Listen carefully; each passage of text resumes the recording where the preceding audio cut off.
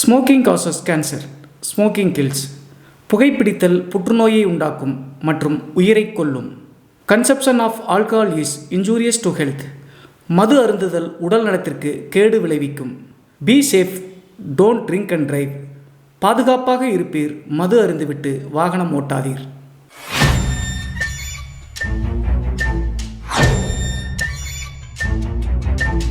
Hi everybody, நான் உங்கள் Siva. Welcome to our channel. இன்றைய காணொலியில் தமிழ்நாட்டினுடைய திருவாரூர் பகுதியில் நடந்த ஒரு அதிபயங்கர அமானுஷ்ய திகில் சம்பவத்தை தாங்க முழுமையாக பார்க்க போகிறோம். இந்த சம்பவத்தில் ஒரு ஆணும் பெண்ணும் காதலித்து திடீர்னு அவங்களுடைய வாழ்க்கையில் திருப்பம் ஏற்பட்டு வெவ்வேறு நபரை திருமணம் செய்து அதற்கு பிறகு நடந்த திகில் மற்றும் அமானுஷ்ய நிகழ்வு தாங்க இன்றைய காணொலி. ஸோ இன்றைய காணொலியும் கொஞ்சம் கூட சுவாரஸ்யம் மற்றும் த்ரில்லிங் குறையாமல் நீங்கள் அப்படியே எதிர்பார்க்கலாங்க. இதுபோன்று உங்களுடைய வாழ்க்கையிலும் ஏதாவது திகில் சம்பவம் நடந்துருந்துச்சுன்னா இந்த மின்னஞ்சல் மூலியமாக அதை ஷேர் பண்ணலாங்க.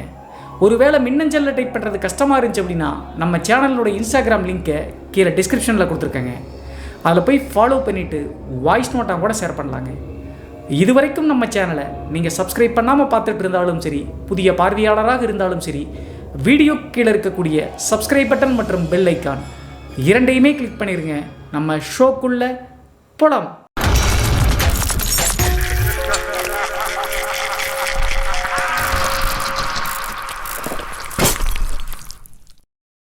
இந்த அமானுஷ்ய சம்பவம் நான் ஏற்கனவே சொன்ன மாதிரி தமிழ்நாட்டினுடைய திருவாரூர் பகுதியில் 2007 காலகட்டத்தில் நடந்த திகில் சம்பவம் தாங்க இந்த சம்பவம். இந்த சம்பவத்தை நம்மளுக்கு மின்னஞ்சல் மூலியமாக ஷேர் பண்ணது அகமத் அப்படிங்கிற நம்ம சேனலுடைய சப்ஸ்கிரைபருங்க.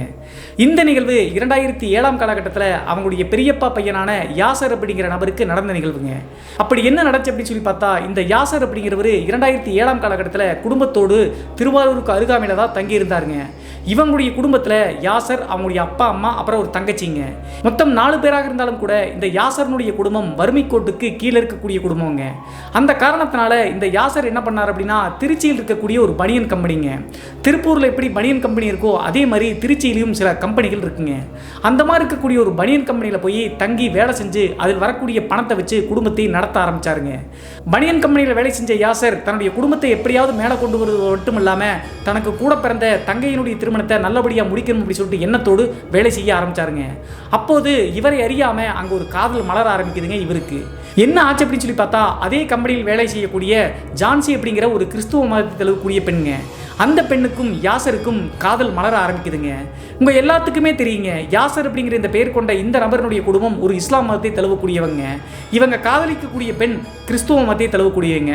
இருந்தாலும் மத வேறுபாடெல்லாம் இல்லாமல் 2 பேரும் நல்ல சின்சியராக தாங்க காதலிச்சுட்டு இருந்திருக்காங்க.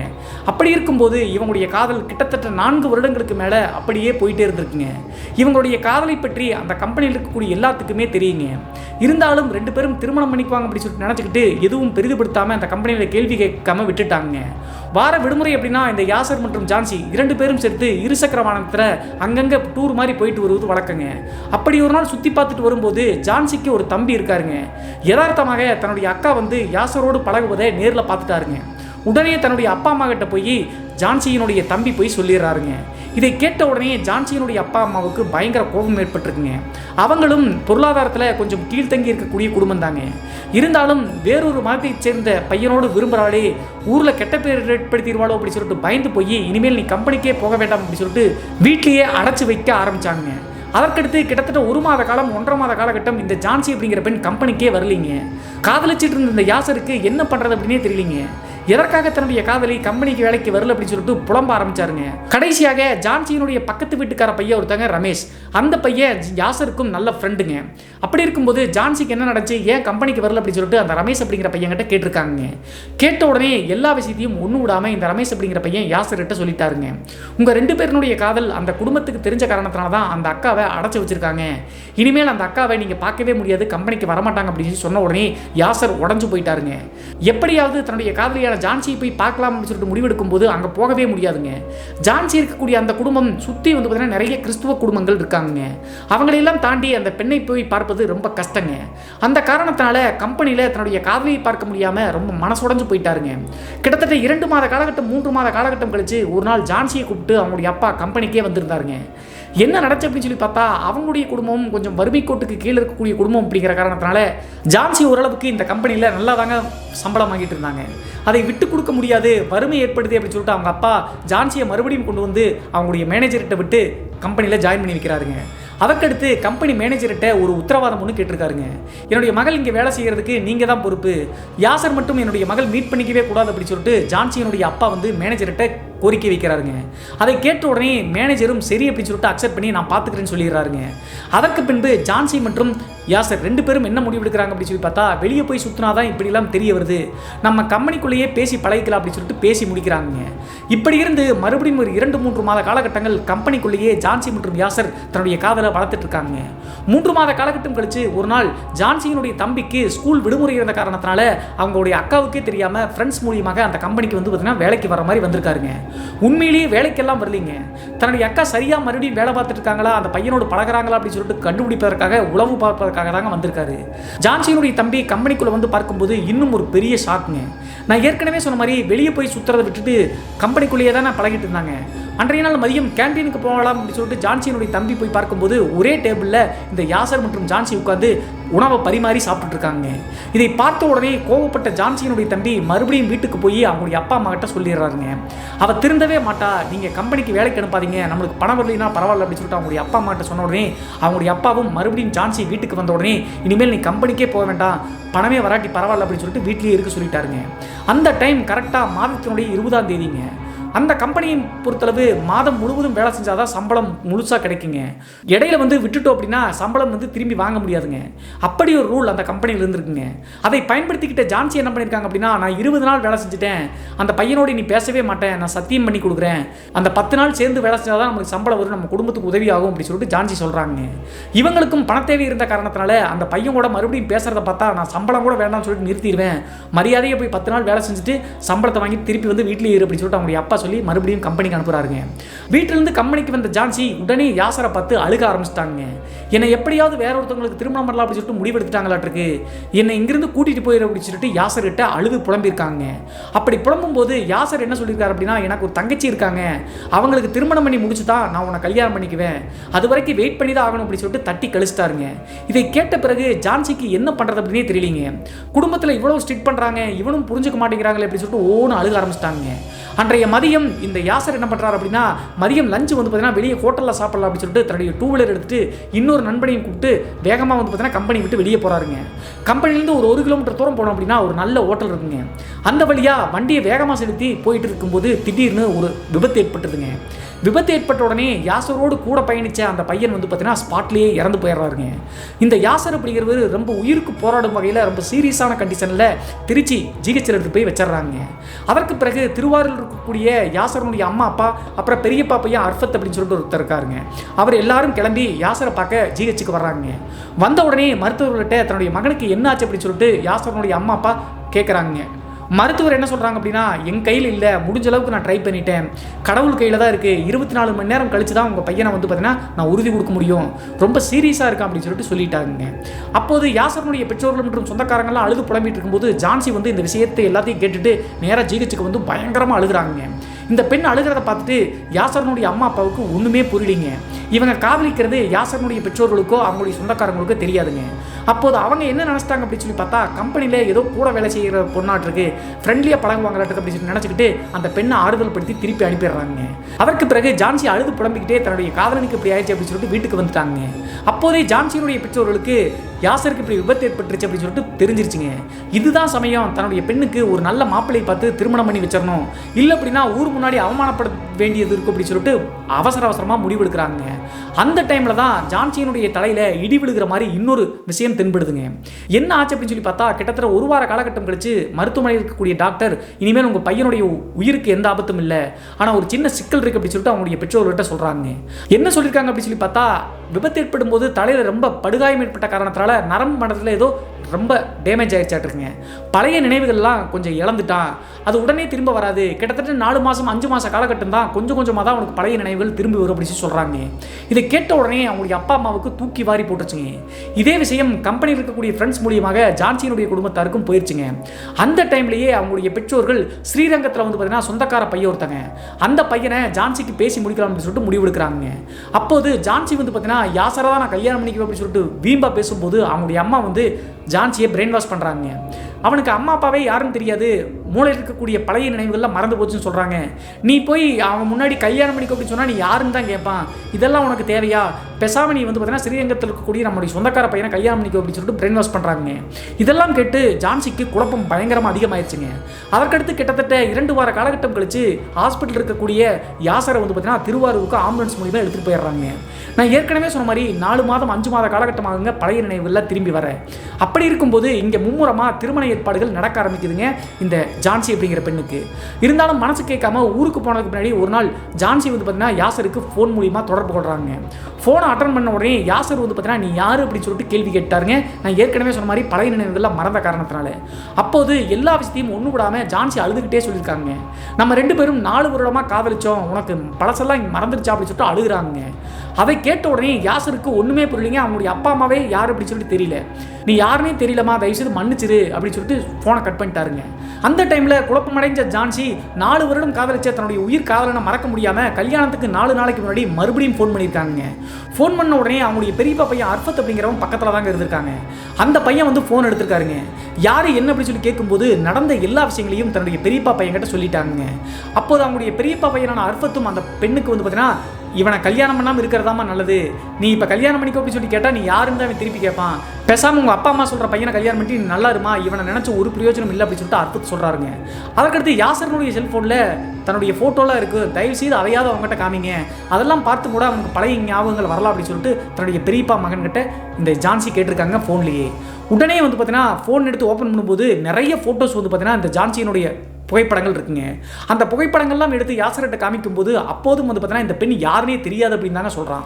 அந்த நேரத்தில் அர்ஃபத்துக்கிட்ட கடைசியாக அவங்ககிட்ட ஒரு வார்த்தை பேசிக்கிறேன் நீங்கள் கொடுங்க அப்படின்னு சொன்ன உடனே கோபமாக வந்து பார்த்தீங்கன்னா ஃபோனை வாங்கிட்டு நீ யாருன்னு என்ன தெரியாதுன்னு சொல்கிறேன்லம்மா, நான் ஏதாவது தப்பு பண்ணி தான் மன்னிச்சிரு, தயவுசெய்து உங்கள் அப்பா அம்மா சொல்கிற பையனை கல்யாணம் பண்ணிட்டு நீ நல்லா இரு, அதுதான் உனக்கு நல்லது அப்படின்னு சொல்லிட்டு இந்த யாசரும் ஃபோனில் சொல்லிடுறாருங்க.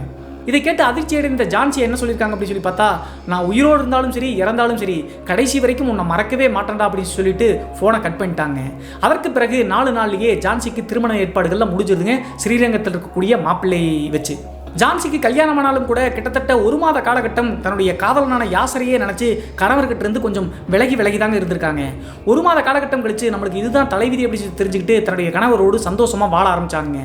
இந்த டைமில் கிட்டத்தட்ட ஒரு 4 மாதம் 5 மாதம் கழிச்சு யாசருக்கு மருத்துவர் சொன்ன மாதிரி கொஞ்சம் கொஞ்சமாக பழைய ஞாபகங்கள் வர ஆரம்பிக்குதுங்க. யாசருக்கு வந்து பழைய நினைவுகள் வந்திருந்தாலும் கூட அதிர்ச்சியான விஷயம் எதையும் அவங்ககிட்ட சொல்லக்கூடாது, அப்படி சொன்னால் பழைய நினைவுக்கே போயிடுவாங்க அப்படின்னு சொல்லிட்டு தன்னுடைய அப்பா அம்மா அப்புறம் சொந்தக்காரங்கிட்டையெல்லாம் சொல்லி விட்டுருக்காங்க. அப்படி இருக்கும்போது கரெக்டாக 5 மாத காலகட்டம் கழிச்சு தன்னுடைய காதலியான ஜான்சியை பற்றி கொஞ்சம் கொஞ்சமாக ஞாபகங்கள் வர ஆரம்பிச்சிருச்சுங்க. அந்த டைமில் தன்னுடைய நெருங்கிய நண்பர் ஒருத்தர் இருந்தார் இல்லையா, ஜான்சிக்கு வீட்டுக்கு பக்கத்து வீட்டில் கம்பெனியில் வேலை செய்யும்போது ரமேஷ் அப்படிங்கிற பையன், அந்த ரமேஷ் அப்படிங்கிற பையனுக்கு ஃபோனில் ரீச் பண்ணுறாருங்க.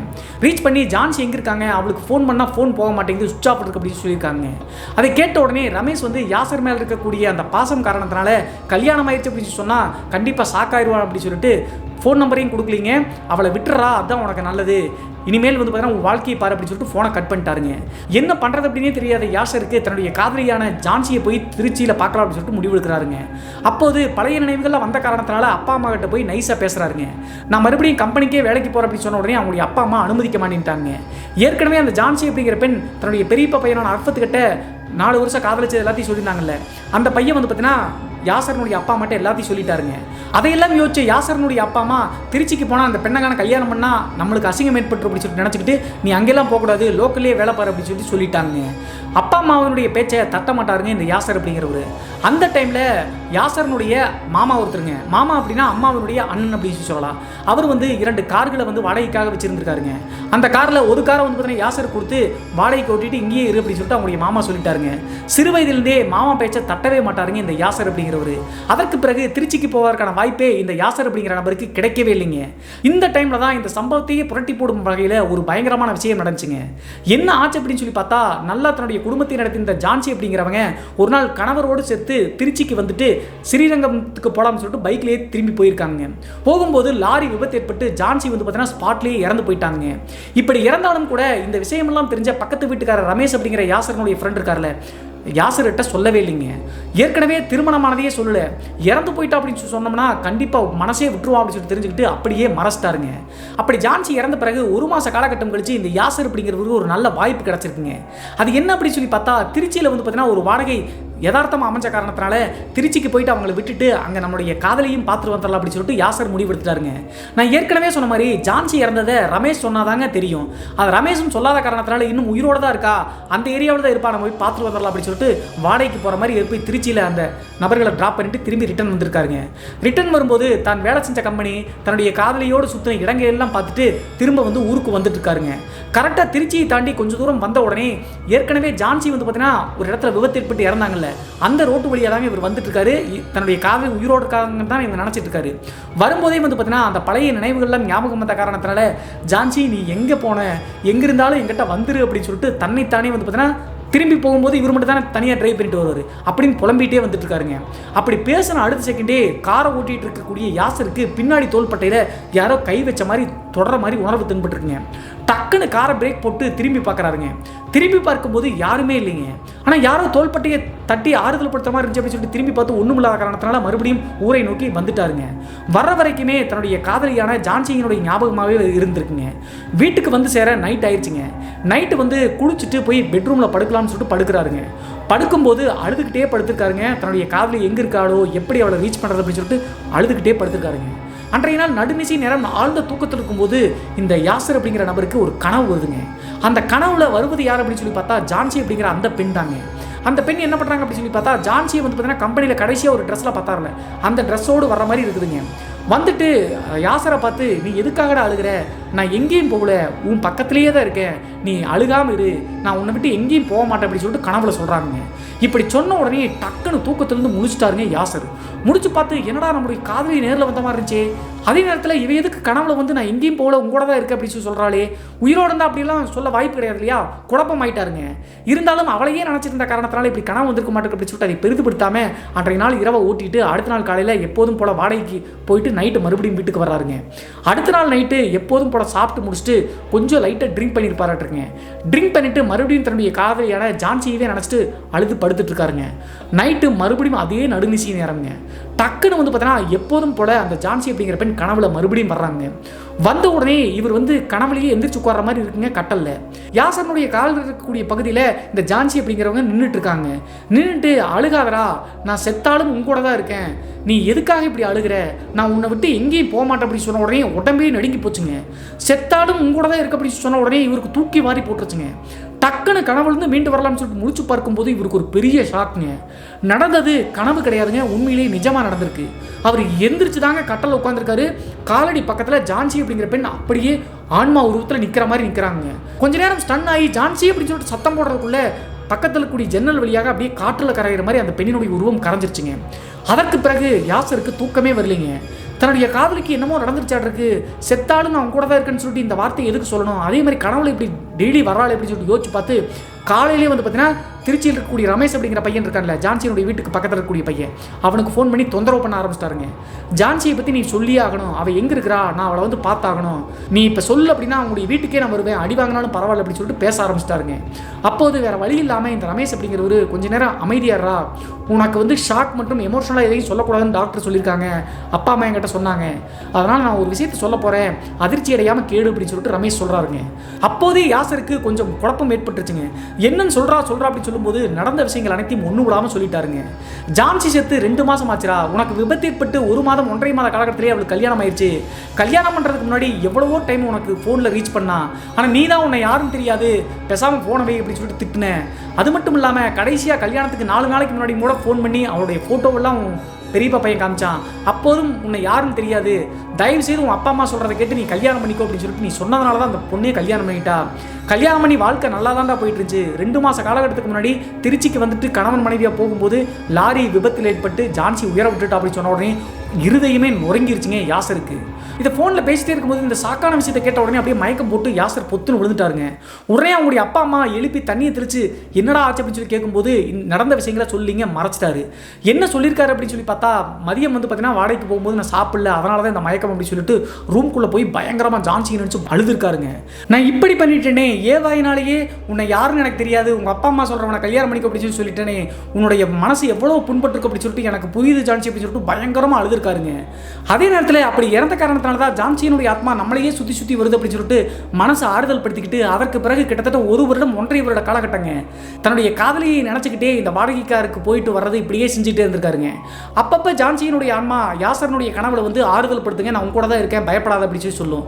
அப்படி இருக்கும்போது 1.5 வருட காலகட்டம் கழிச்சு இந்த யாசர் வந்து பார்த்தீங்கன்னா இந்த வாடகைக்கார் ஓட்டிட்டு இருக்காருல்ல, அதில் ஓரளவுக்கு குடும்பம் கொஞ்சம் கொஞ்சமாக மெல்ல மேலே வர ஆரம்பிக்குதுங்க. அந்த டைமில் இந்த வாடகைக்காருக்கு ஓனர் வந்து பார்த்தீங்கன்னா தன்னுடைய சொந்த மாமன் தானே. அந்த மாமன் என்ன பண்ணுறாரு அப்படின்னா, அவருக்கு ஒரு மகள் இருக்காங்க. யாசருக்கு வந்து பார்த்தீங்கன்னா தன்னுடைய மகளையே கல்யாணம் பண்ணி வச்சிடலாம், எங்கேயாவது போய் திருமணம் பண்ணுறதுக்கு பதில் தன்னுடைய மகளையே திருமணம் பண்ணி வச்சிட்டோம் அப்படின்னா இந்த சொந்த தொழிலையும் நல்லா பார்த்துக்கோ அப்படின்னு சொல்லிட்டு தெரிஞ்சுக்கிட்டு யாசரனுடைய அம்மா கிட்ட பேசி முடிக்கிறாங்க. இந்த விஷயம் யாசருக்கு தெரியாதுங்க. இப்படி பேசி முடிச்ச அன்றைய இரவு யாசர் எப்போதும் போல வாடகைக்காருக்கு போயிட்டு திரும்பி வந்து படுக்கிறாருங்க. எப்போதும் 1.5 வருட காலகட்டம் வராத இந்த ஜான்சி அப்படிங்கிறவங்க அன்றைய நாள் இரவு வந்திருக்காங்க. வந்துட்டு என்ன சொல்லியிருக்காங்க அப்படின்னா, என்னை மறந்துட்டியா நீ, என்னை விட்டுட்டு வேற ஒருத்தையை கல்யாணம் பண்ண போறியா அப்படின்னு சொல்லிட்டு ஓன்னு அழுதுருக்குங்க காலடியில் நின்றுட்டு. கனவுல இப்படி வந்து ஜான்சியினுடைய ஆன்மா அழுத காரணத்தினால யாசருக்கு ஒன்றும் புரியலிங்க. இவங்க திருமணத்திற்காக பேசி முடிச்சதெல்லாம் தெரியாது. உடனே குழப்பமடைஞ்ச யாசர் அடுத்த நாள் காலையில் எழுந்திரிச்சு தன்னுடைய பெரியப்பா பையனான அர்ஃபத் அப்படிங்கிறவர்ல அவருக்கு ஃபோன் பண்ணி எதுக்காக வந்து 1.5 வருட காலகட்டம் கழிச்சு ஜான்சியினுடைய ஆன்மா இப்படி வந்து பேசுன்னு தெரியல அப்படின்னு சொன்ன உடனே எல்லாத்தையும் ஒன்று விடாமல் அர்ஃபத் சொல்லிட்டாருங்க. உங்களுடைய மாமா வந்து பார்த்தீங்கன்னா தன்னுடைய மகளை உனக்கு கல்யாணம் பண்ணிக்கலாம் அப்படின்னு சொல்லிட்டு உங்களுடைய பெற்றோர்கிட்ட பேசி முடிச்சிருக்காங்க, உனக்கு தெரியாதாடா அப்படின்னு சொல்லி கேட்டிருக்காங்க. உடனே கோவப்பட்ட யாசர் தன்னுடைய அப்பா அம்மா கிட்ட போயிட்டு எதற்காக எனக்கு இப்போ கல்யாணம் அப்படின்னு சொல்லிட்டு கேட்டிருக்காருங்க. அப்போது அவங்களுடைய அப்பாவும் அம்மாவும் உனக்கு 30 வயசு ஆச்சுரா, இனி எப்போதான் கல்யாணம் பண்ணிக்க போற, உன் மாமன் தான் பொண்ணு கொடுக்கணும்னு சொல்கிறான், நீ போய் உங்கள் மாமன்கிட்டே கேளு அப்படின்னு சொல்லிட்டாங்க. நான் ஏற்கனவே இந்த வீடியோவில் சொல்லியிருக்கேங்க, சிறு வயதிலிருந்தே தன்னுடைய தாய் மாமன் சொல்லக்கூடிய பேச்சை தட்டவே மாட்டாருங்க இந்த யாசர் அப்படிங்கிறது.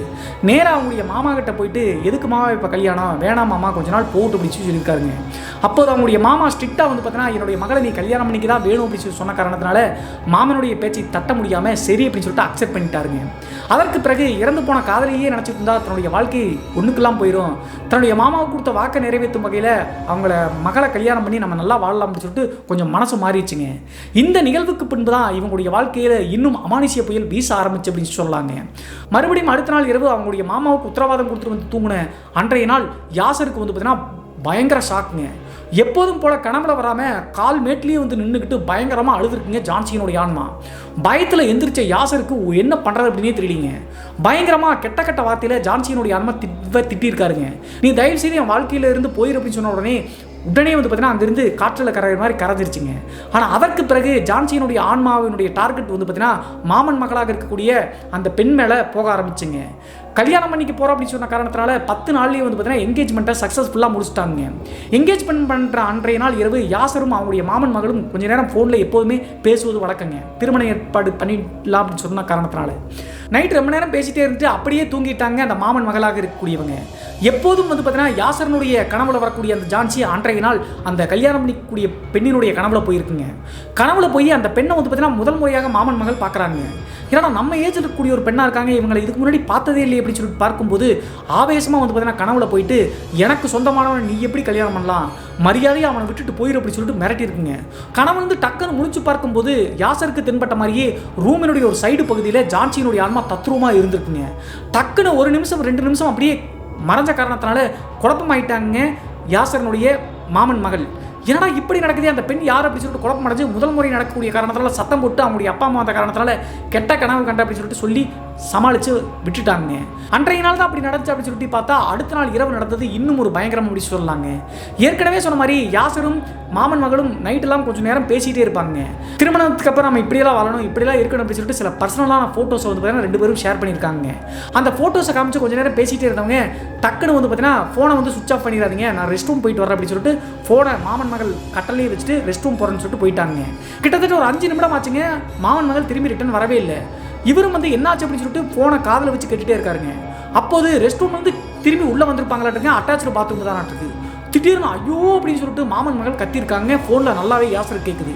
அதே நேரத்தில் அப்படி கத்தின உடனே அந்த பெண்ணினுடைய அப்பா அம்மா வந்து பார்த்தீங்கன்னா ஓடி வந்துட்டாங்க. இது எல்லாமே இவருக்கு ஃபோனில் என்ன நடக்குது அப்படின்னு சொல்லிட்டு கேட்குது.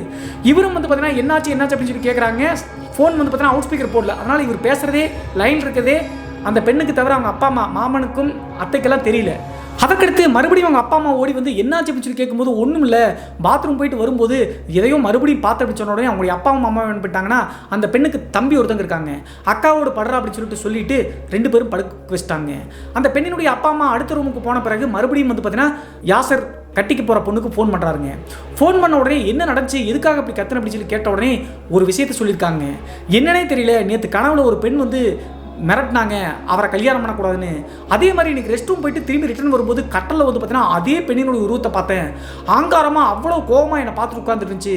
இது பிரம்மையா கற்பனையா அப்படின்னே தெரியல, இது எங்களுடைய சொந்த வீடு, இது வரைக்கும் இப்படி நடந்ததே இல்லை அப்படின்னு சொன்ன உடனே இவருக்கு டக்குன்னு சிங்க் ஆயிடுச்சுங்க. நம்மளை விட்டுட்டு அந்த ஜான்சியினுடைய ஆன்மா தான் கட்டிக்க போகிற பொண்ணை வந்து தொந்தரவு பண்ணுது அப்படின்னு சொல்லிட்டு புரிஞ்சுக்கிட்டாருங்க. இருந்தாலும் இதை சொன்னால் தன்னுடைய மாமன் மகள் பயந்துருவாங்க அப்படின்னு சொல்லிட்டு மனசுக்குள்ளேயே வச்சுக்கிட்டாங்க. சரி படுத்து தூங்கு, தம்பி தான் கூட இருக்கான்ல, காலையில் பேசிக்கலாம் அப்படின்னு சொல்லிட்டு ஃபோனை கட் பண்ணிவிட்டு நைட்டெல்லாம் புலம்பிகிட்டே இருந்திருக்காருங்க. இதுக்கு என்ன தீர்வு பண்ணலாம் அப்படின்னு சொல்லிட்டு அந்த டைமில் அவங்களுடைய தம்பியோடு தூங்கின அந்த பெண்ணுக்கு மறுபடியும் 1 மணி நேரம் 1.5 மணி நேரம் கழிச்சுங்க நடந்தது தான் இன்னும் ஒரு விபரீதம் அப்படின்னு சொல்லலாங்க. திடீர்னு வந்து பார்த்தீங்கன்னா அந்த பெண்ணினுடைய ஆன்மா அந்த மாமன் மகளுடைய நெஞ்சில் வந்து உட்காந்துட்டு கழுத்தை நெரிக்கிற மாதிரி நெரிச்சிருக்குங்க. அப்போது எப்படியோ கஷ்டப்பட்டு பக்கத்தில் படுத்தக்கூடிய தன்னுடைய தம்பியை தட்டி விட்ட உடனே முழிச்சு பார்க்கும்போது தன்னுடைய அக்காவுக்கு நடக்கிற கொடுமையை பார்த்துட்டு அந்த பையனுக்கு வந்து பார்த்தீங்கன்னா அந்த உருவம் தெரியலிங்க. ஆனால் அக்கா வந்து அப்படியே மூச்சு தண்ணுற மாதிரி ட்ரை பண்ணிட்டு இருக்காங்க. உடனே அப்பா அம்மாவுக்கு சத்தம் போட்ட உடனே அவங்க ஓடி வந்திருக்காங்க. அதற்கு பிறகுதான் விடுபட்டு நார்மலாக இருக்காங்க. அந்த டைமில் இருந்தே மாமன் மகளுக்கு சந்தேகம் வந்துருச்சுங்க. எதற்காக இப்படியெல்லாம் நடக்குது, அந்த பெண் யார் அப்படி சொல்லிட்டு தெரிஞ்சுக்கணும் அப்படின்னு சொல்லிட்டு கியூரியாசிட்டி வந்துருச்சுங்க. அது மட்டும் இல்லாமல் அவன் எனக்கு சொந்தமானவன், நீ கல்யாணம் பண்ணக்கூடாது அப்படின்னு சொல்லி சொல்லுது. யாசருக்கு ஏதாவது பழைய காதல் இருந்திருக்கா, அப்படி ஏதாவது ஒரு பெண்மணி தான் இறந்து போயிட்டாங்க அப்படின்னு சொல்லிட்டு கேட்பதற்காக தன்னுடைய பெரியப்பா பையன் அர்ஃபத்துக்கு வந்து பார்த்தீங்கன்னா ஃபோன் பண்ணியிருக்காங்க. ஃபோன் பண்ணி யாசருக்கு இதுக்கு முன்னாடி ஏதாவது காதல் இருந்திருக்கா, யாராவது இறந்து போயிட்டாங்களா அப்படின்னு சொல்லி கேட்கும்போது இதை சொன்னால் அந்த பெண் பயந்துருவாங்க அப்படின்னு சொல்லிட்டு அர்ஃபத்தும் வந்து பார்த்தீங்கன்னா அப்படியெல்லாம் ஒன்றும் இல்லமா அப்படின்னு சொல்லிட்டு சொல்லிட்டாருங்க. அடுத்த நாள் காலையில் நடந்த மொத்த விஷயத்தையும் யாசர்கிட்ட தன்னுடைய மாமன் மகள் சொல்லிட்டாங்க. அப்போதும் வந்து பார்த்தீங்கன்னா தான் காதலிச்ச பெண் தான் ஜான்சி அப்படின்னு சொல்லாமல் சரி இதெல்லாம் ஒன்றும் இருக்காது நான் பார்த்துக்கிறேன் அப்படின்னு சொல்லிட்டு பயங்கரமாக புலம்ப ஆரம்பிச்சிட்டாருங்க. அன்றைய இரவு வந்து பார்த்தீங்கன்னா தன்னுடைய முன்னாள் காதலியான ஜான்சியை கட்ட வார்த்தை திட்டிருக்காருங்க. என் வாழ்க்கையில் வராத என் மாமன் குடும்பம் என் மாமன் மகளுக்கு ஏதாவது ஆச்சுன்னா உன்னை சும்மா விட மாட்டேன் அப்படின்னு சொல்லிட்டு பயங்கரமாக திட்டிட்டு வந்து பார்த்தீங்கன்னா படுத்துட்டாருங்க. அடுத்த நாள் காலையில் யாசனுடைய குடும்பத்தில் ஒரு பெரிய மரணம் நடந்திருக்குங்க. என்ன ஆச்சு அப்படின்னு சொல்லி பார்த்தா முடிச்சு பார்த்தா யாசனுடைய அம்மாச்சி வந்து பார்த்தீங்கன்னா தூக்கத்திலே இறந்து போயிட்டாங்க. பொதுவாக இவங்களுடைய குடும்பத்தை பொறுத்தளவு ஒருத்தங்க இறந்துட்டாங்க அப்படின்னா 6 மாத காலகட்டம் வரைக்கும் நல்ல காரியம் செய்ய மாட்டாங்க, அதற்கு பின்பு தான் செய்வாங்க. யாசர் மற்றும் அவங்களுடைய மாமன் மகளுக்கு திருமணம் என்கேஜ்மெண்ட்லாம் பண்ணிட்டாங்க இல்லையா, இப்போது திருமணம் பண்ண முடியாமல் ஆயிடுச்சு. இதுவும் கூட இந்த ஜான்சியினுடைய வேலையார் குடும்பம் அப்படின்னு சொல்லிட்டு யாசருக்கு சந்தேகம் வந்துருக்குங்க. 6 மாதம் கழிச்சு திருமணம் பண்ணிக்கலாம் அப்படின்னு சொல்லிட்டு 2 வீட்டார் முடிவெடுத்துட்டு இருக்கும்போது கரெக்டாக ஒரு 2-3 மாதம் கழிச்சுங்க அவங்களுடைய தாத்தா வந்து பார்த்தீங்கன்னா 1 வருடத்துக்கு முன்னாடி இறந்துருக்காருங்க. 1 வருட நினைவு நாள் வந்திருக்குது. இப்போ இருந்தது பாட்டி, 1 வருடத்துக்கு முன்னாடி அவங்க தாத்தா இறந்திருக்காரு. அந்த 1 வருட நினைவு நாள் அன்னைக்கு இவங்களுடைய குடும்பத்தை பொறுத்தளவு அவங்களுடைய உள்ளூரில் இருக்கக்கூடிய ஒரு ஆர்ஃபனேஜ் இருக்குங்க. அந்த ஆர்ஃபனேஜில் நிறைய வயசானவங்க வந்து பார்த்தீங்கன்னா பாதுகாத்துட்டு இருக்காங்க. ஒரு 60 பேருக்கு மேலே இருப்பாங்க. அங்கே தான் வந்து பார்த்தீங்கன்னா ஏதாவது பிறந்த நாள் வந்துச்சுனாலும் சரி, ஏதாவது நினைவு நாள் யாருக்காவது வந்துச்சுனாலும் சரி, அங்கே போய் சாப்பாடெல்லாம் கொடுத்து இந்த குடும்பத்தார் நன்கொடை மாதிரி கொடுத்துட்டு வருவாங்க. அதே மாதிரி அவங்களுடைய தாத்தாவினுடைய நினைவு நாள் வந்த காரணத்தினால இந்த யாசர் அப்படிங்கிறவங்க குடும்பத்தோடு அந்த ஆர்ஃபனேஜுக்கு போயிருக்காங்க. அந்த ஆர்ஃபனேஜ் வந்து பார்த்தீங்கன்னா ஒரு கிறிஸ்துவ மாற்றி தழுவக்கூடிய ஒரு ஆர்ஃபனேஜுங்க. இவங்களுடைய குடும்பம் வந்து இஸ்லாம் மாற்றி தழுவக்கூடியவங்க இருந்தாலும் கூட இந்த இந்து அப்புறம் கிறிஸ்டியானிட்டி இதெல்லாம் பார்க்க மாட்டாங்க, சரிசமமாக தான் நடத்துவாங்க. அதே மாதிரி அந்த ஆர்ஃபனேஜுக்கு போயிட்டு எல்லாத்துக்கும் வந்து பார்த்தீங்கன்னா சாப்பாடு பரிமாறிட்டு இருக்கும்போது ஒவ்வொருத்தராக உள்ள நுழையும் போது அந்த ஆர்ஃபனேஜை வழிநடத்தக்கூடிய சர்ச் ஃபாதருங்க அவர் வந்து பார்த்தீங்கன்னா எல்லாரும் உள்ளே போன பிறகு யாசரையே முறைச்சு பார்த்துருக்காருங்க கண்ணு மிக்காமல். இதை யாசரும் நோட் பண்ணுறாருங்க. எதுக்காக நம்மளையே பார்த்துட்டு இருக்காரு இந்த சர்ச் பாடுற அப்படின்னு சொல்லிட்டு யோசிச்சுட்டு இருக்கும்போது கடைசியாக ஒரு ஃபோன் வந்த காரணத்தினால எல்லாரும் பரிமாறிட்டு இருக்காங்க. யாசர் மட்டும் வெளியே வந்து பேசிட்டு இருக்காரு. அந்த டைமில் இவர் கையசிச்சு பக்கத்தில் வா அப்படின்னு சொல்லிட்டு கூப்பிட்டுருக்காருங்க. யாசர் பக்கத்தில் போய் சொல்லுங்க ஃபாதர் அப்படின்னு சொல்லி கேட்ட உடனே உன் பேர் என்ன அப்படின்னு சொல்லிட்டு மிரட்டுற மாதிரி கேட்டிருக்காருங்க. என் பேர் யாசர் அப்படின்னு சொல்லியிருக்காருங்க. நீ எந்த ஊர் அப்படின்னு சொல்லி கேட்ட உடனே நான் இதே ஊர் தான் அப்படின்னு சொல்லிட்டு யாசர் சொல்லியிருக்காருங்க. அப்போது திரும்பி போகும்போது என்னை வந்து பார்த்துட்டு போகணும், ஒரு சிக்கலில் நீ இருக்கு அப்படின்னு சொல்லிட்டு சர்ச் ஃபாதர் சொல்லியிருக்காருங்க. இதை கேட்ட உடனே யாசர் வந்து அதை பெருசாக எடுத்துக்கலிங்க. அந்த ஆர்ஃபனேஜ் ஹோமில் எல்லா நன்கொடைகளையும் பண்ணிட்டு சாப்பாடெல்லாம் கொடுத்து முடிச்சுட்டு மறுபடியும் ஃபோன் வந்த காரணத்தினால அந்த சர்ச் ஃபாதர் சொன்னதையே மறந்துட்டு திரும்பி வீட்டுக்கு போயிட்டாருங்க. அதற்கடுத்து மறுபடியும் ஒரு 3 மாதம் 4 மாத காலகட்டம் கழிச்சு அவங்களுடைய பாட்டியினுடைய அந்த 6 மாத அடைப்பு முடிஞ்சிருச்சுங்க. 2 வீட்டாரும் நினச்ச மாதிரியே மாமன் மகளுக்கும் யாசருக்கும் திருமண ஏற்பாடுகள்லாம் தடபுடலாம் நடக்குதுங்க. திருமண ஏற்பாடு நடந்து அன்றைய நாள் முதல் இரவு அன்னைக்கு நடந்தது தான் பெரிய ஷாக் அப்படின்னு சொல்லலாங்க. கரெக்டாக யாசர் மற்றும் அவங்களுடைய மாமன் மகள் முதல் இரவுக்காக உள்ளே போகும்போது யாசருடைய அப்பா வந்து பார்த்தீங்கன்னா பாத்ரூமில் போய் கை கழுவிட்டு வரலாம்னு சொல்லிட்டு உள்ளே போனவர் வலிக்கு விழுந்தவர் தாங்க. தலையில் அடிபட்டு பயங்கரமாக ரத்தம் போக ஆரம்பிச்சிருச்சுங்க. குடும்பமே பயந்து போய் அவசரமாக ஒட்டுமொத்த குடும்பமும் மருத்துவமனைக்கு போகிறாங்க. மருத்துவமனைக்கு போய் விடிய விடிய மருத்துவமனையிலேயே காலம் போயிடுச்சுங்க. விடிஞ்சே போச்சு. அதற்கடுத்து 4 நாள் கழிச்சு இந்த யாசர் மற்றும் மாமன் மகள் எப்போதும் போல தன்னுடைய வாழ்க்கையை நடத்தலாம்னு சொல்லிட்டு முதல் நாள் இரவு மாதிரி 4 நாள் கழிச்சு உள்ளே போகிறாங்க. அன்றைய நாள் உள்ள 2 பேரும் கணவன் மனைவியாகி போயிட்டு நான் ரெஸ்ட் ரூம் போயிட்டு வரேன் அப்படின்னு சொல்லிட்டு பாத்ரூம்குள்ளே போனவர் தாங்க.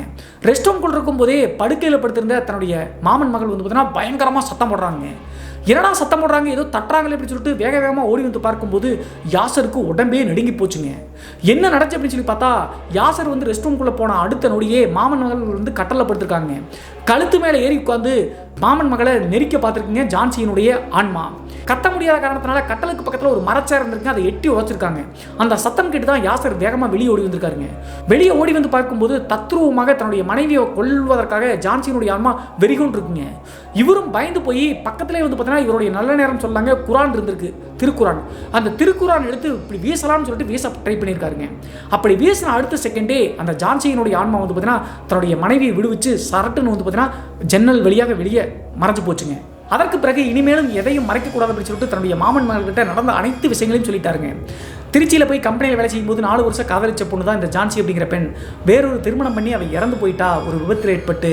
ஆனால் இப்போதும் நான் அவளுக்கு சொந்தம் சொல்லிட்டு இவ்வளோ டார்ச்சர் பண்ணுறா அப்படின்னு சொல்லியிருக்காங்க. இந்த பெண் ஓடும் பயங்கரமாக அழுகிறாங்க. அப்போது யாசர் மனசே விட்டு போயிட்டாருங்க. என்னடா பண்ணுறது, இதற்கு ஏதாவது தீர்வு கண்டுபிடிக்கணும்னு சொல்லிட்டு நினச்சிட்டு அடுத்த நாள் காலையில் இவருக்கு நிறைய இந்து நண்பர்கள் இருக்காங்க. அப்படி இருக்கக்கூடிய ஒரு க்ளோஸ் நண்பர்கிட்ட போய் சொல்லியிருக்காருங்க நடந்த விஷயங்கள் அனைத்தையும். அந்த டைமில் அவர் என்ன பண்ணியிருக்காரு அப்படின்னா, சரி வா ஒரு இடத்துக்கு போகலாம் அப்படின்னு சொல்லிட்டு அந்த இந்து நண்பர் இந்த யாசரை வந்து பார்த்தீங்கன்னா ஒரு கோவிலுக்கு கூப்பிட்டு போயிருக்காருங்க. நான் ஏற்கனவே சொன்ன மாதிரி இவங்க இஸ்லாம் மதத்தை தழுவக்கூடியவங்களாக இருந்தாலும் கூட மத வேறுபாடெல்லாம் பார்க்க மாட்டாங்க. எப்படியாவது இந்த பிரச்சனையிலிருந்து மீண்டு வந்தால் போதும் அப்படின்னு சொல்லிட்டு தன்னுடைய நண்பனோடு அந்த கருப்பணசாமி கோவிலுக்கு போகிறாருங்க. அந்த கருப்பணசாமி கோவில் பூசாரிகிட்ட போய் சொன்ன உடனே அந்த பூசாரி எல்லாத்தையும் கேட்டு முடிச்சுட்டு 2 எலுமிச்சங்கனிகளை கையில் கொடுத்துருக்காருங்க.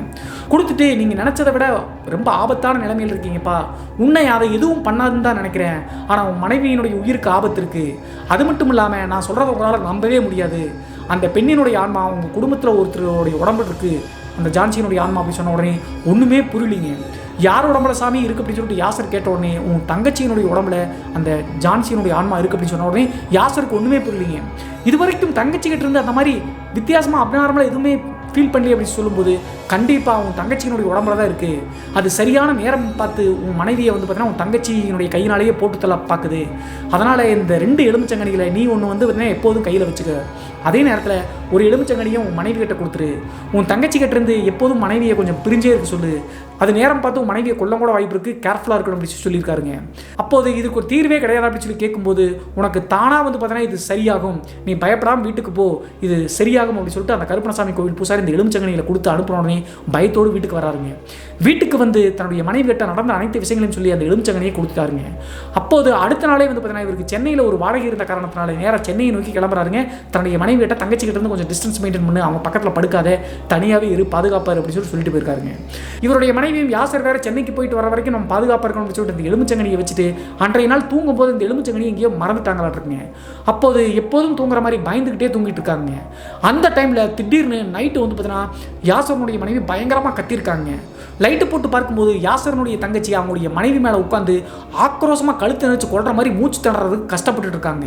அதற்கடுத்து யாசரனுடைய அப்பா அம்மா பிரித்து வச்சு யாசரனுடைய தங்கச்சியை பார்க்கும்போது அந்த பெண் பாட்டை எதையோ பேசுகிறாங்க. அந்த டைமில் அவங்களுடைய அப்பா அம்மா என்ன நினச்சிட்டாங்க அப்படின்னு சொல்லி பார்த்தா சிறு வயதுலேருந்தே 2 பேரும் வந்து பார்த்தீங்கன்னா அடிக்கடி இப்படி எளியும் புனியமாக அடிச்சுக்குவாங்க, ஏன்னா மாமன் மகள் தானே. ஸோ அப்படி தான் ஏதோ சண்டை காரணத்தினால இப்படி நடந்துக்க மாட்டேங்க அப்படின்னு சொல்லிட்டு அதை பெரிதுபடுத்தாமல் விட்டாங்க, காலையில் பேசிக்கலாம் அப்படின்னு சொல்லிட்டு. ஆனால் யாசரனுடைய மனைவிக்கு உடம்பே நடுக்கி போச்சுங்க. இதெல்லாம் செய்தது தன்னுடைய கணவன் சொன்ன மாதிரி அவங்களுடைய தங்கையினுடைய உடம்பு இருக்கக்கூடியது ஜான்சியினுடைய ஆன்மா தான் அப்படின்னு சொல்லிட்டு புரிஞ்சுக்கிட்டு விடிய தூங்காமல் காத்துட்ருக்காருங்க. அடுத்த நாள் வீட்டுக்கு வரும்போது ரூமில் தனியாக உட்காந்து அழுதுருக்காங்க யாசரனுடைய மனைவி. என்னமா ஆச்சு அப்படின்னு சொல்லி கேட்கும்போது எல்லா விஷயத்தையும் ஒன்று விடாமல் சொல்லிட்டாங்க. உன் தங்கச்சியினுடைய உடம்பு இருக்கக்கூடிய ஜான்சியினுடைய ஆன்மா நைட்டு வந்து பார்த்தீங்கன்னா என்ன மேலே ஏறி கழுத்து நெரிக்க பார்த்துச்சு, அம்மா அப்பா வந்து பார்த்தீங்கன்னா யதார்த்தமாக சண்டையை நினச்சிட்டு இருக்காங்க, நான் உன் தங்கச்சியினுடைய உடம்புல அந்த ஆன்மா இருக்குன்னு சொன்னால் மனசு விட்டுறாங்கன்னு சொல்லிட்டு நானும் சொல்லலை அப்படின்னு சொல்லியிருக்காங்க. இதற்கு மேலே தன்னுடைய மனைவி இங்கே வச்சா உயிருக்கே ஆபத்து ஏற்பட்டுருன்னு சொல்லிட்டு ஒரு 10 நாளைக்கு மட்டும் உன் அப்பா அம்மா வீட்டில் போய் இரு அப்படின்னு சொல்லிட்டு அவங்களுடைய மாமா வீட்டுக்கு தன்னுடைய மனைவியை அனுப்பி வச்சிட்டாருங்க யாசர். அன்றைய மாலை வந்து பார்த்தீங்கன்னா யாசர் என்னடா பண்ணுறது அப்படின்னு சொல்லிட்டு யோசிச்சுக்கிட்டே இருக்காருங்க. அந்த டைமில் பக்கத்து வீட்டில் இருக்கக்கூடிய ஒரு குடும்பத்தார் வந்து பார்த்தீங்கன்னா யாசருடைய வீட்டுக்கு வந்து அந்த ஆர்ஃபனேஜ் இருந்துச்சு இல்லையா, அந்த ஆர்ஃபனேஜில் சில நன்கொடைகள்லாம் கொடுக்கணும், பிறந்தநாள் வருது குழந்தைக்கு, அந்த ஆர்ஃபனேஜனுடைய அட்ரஸும் எல்லாம் கொடுங்க அப்படின்னு சொல்லிட்டு கேட்கும்போது டக்குன்னு இந்த யாசருக்கு ஞாபகம் வந்துருச்சுங்க. அவங்களுடைய தாத்தாவுடைய நினைவு நாளுக்கு அந்த சர்ச் ஃபாதர் தனியாக கூப்பிட்டு நீ சிக்கல் இருக்க போகும்போதே நான் வந்து பார்த்துட்டு போன்னு சொன்னார்ல, அப்போது தான் அவருக்கு ஞாபகமே வருதுங்க. அந்த சர்ச் ஃபாதர் தன்னை மட்டும் தனியாக பார்த்தது, நீ யார் எந்த ஊருன்னு சொல்லிட்டு மிரட்டி கேட்டது, நீ சிக்கல் இருக்க என்ன வந்து பாருன்னு சொன்னதெல்லாம் யோசிச்சு பார்த்து தான் காதலிச்ச ஜான்சியும் கிறிஸ்துவ மதத்தை தழுவக்கூடியவங்க, அந்த ஆர்ஃபனேஜை நடத்தக்கூடியவங்க ஒரு சர்ச் ஃபாதர் தான். ஸோ ஏதோ இதில் ஒற்றுமை இருக்கு அப்படின்னு சொல்லிட்டு தெரிஞ்சுக்கிட்டு அதுதான் தீர்வாட்டிருக்கு, அந்த கருப்பணசாமி பூசாரியும் அதான் சொல்லியிருப்பாரு அப்படின்னு சொல்லிட்டு வேகமாக கார் எடுத்துகிட்டு அந்த ஆர்ஃபனேஜுக்கே போயிட்டாருங்க. அங்கே போய் பார்க்கும்போது சர்ச் ஃபாதர் எங்கே வெளியே இருந்திருக்காருங்க. அந்த சிஷ்யர்கள் மூலிமா ஃபோன் நம்பரை வாங்கி ஃபோன் பண்ணி கேட்ட உடனே அவர் ஃபோன்லேயே திட்டியிருக்காருங்க.